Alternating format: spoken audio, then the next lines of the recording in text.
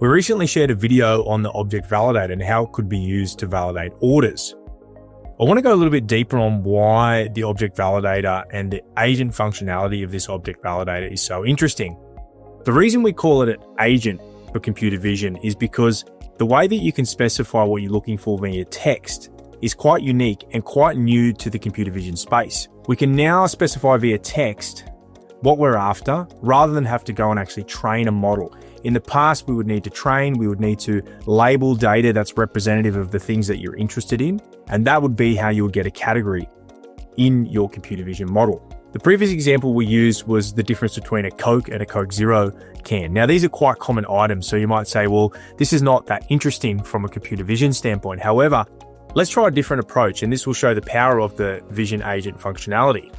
Instead of specifying Coke and Coke Zero, we'll simply ask the agent to identify a can with white writing on it.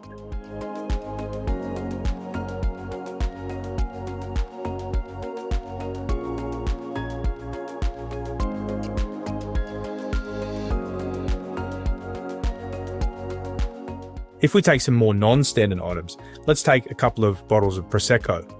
To go a little bit further, we might ask the agent to look for a bottle of Prosecco with a blue lid.